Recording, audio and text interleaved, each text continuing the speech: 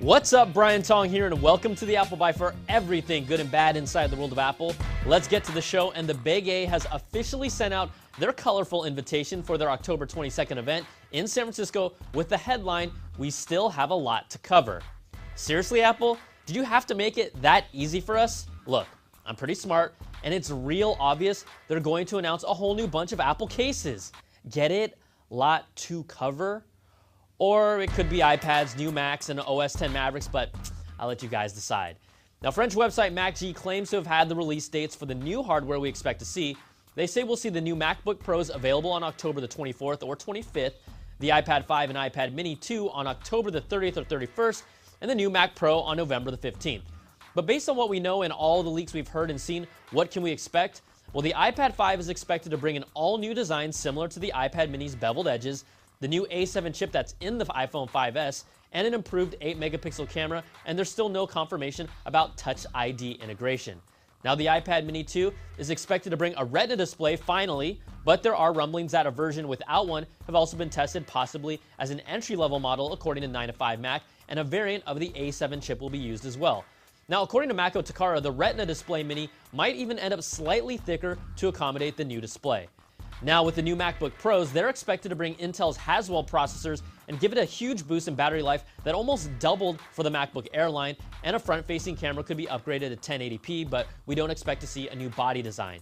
We've also seen pretty much all the new beefy hardware for the new Mac Pros, and it's the entry-level price point and specs that we're waiting to see. So that's a lot of stuff already, but we have to imagine a release date for OS X Mavericks will be the icing on the cake. Ooh! Now, Apple has already released the final Gold Master release of OS X Mavericks to developers and has started asking developers to submit their apps optimized for Mavericks, so we're getting real close for a final release date.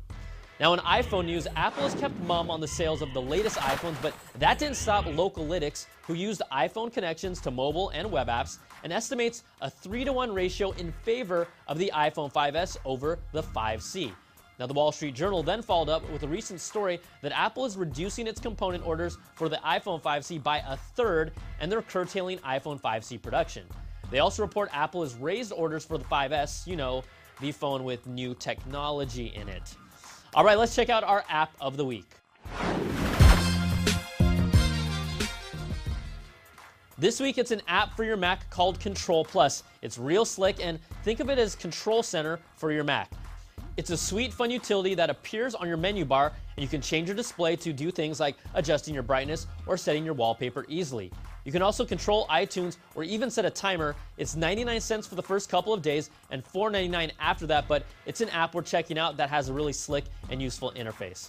All right, guys, on to the quick bites. It looks like some iPhone 5S users are suffering from the blue screen of death. Reports from forums say it happens to people using the Numbers app in Apple's iWork suite, and some have said it happens with ESPN's Score Center as well. Not a good thing, but one possible workaround is to disable iCloud syncing with iWork for now, but there hasn't been a fix issued yet. Also, Apple's search for a new VP of retail is over with the hiring of Angela Arntz, who was the CEO of fashion retailer Burberry, and I think I have a pretty good idea what the next Apple store is going to look like now. All right, and before we go, we wanted to hook you guys, the Apple Biters, up with another killer giveaway thanks to my friends at Mophie. Check it out. We have 5 Mophie Juice Pack Heliums, which are their slimmer iPhone 5 and 5S battery packs that give you 80% more juice for your phone. So all you guys have to do is tell me why you deserve one of these cases or what you'd be willing to do to win one. Send us your responses to the applebyte@cnet.com or tweet me at Brian Tong, and I'll pick my favorites. All right, that's going to do it for this week's show. We'll find out everything that Apple reveals next week, so come back to find out what we think. Thanks for watching, and we'll catch you guys next time for another Bite of the Apple.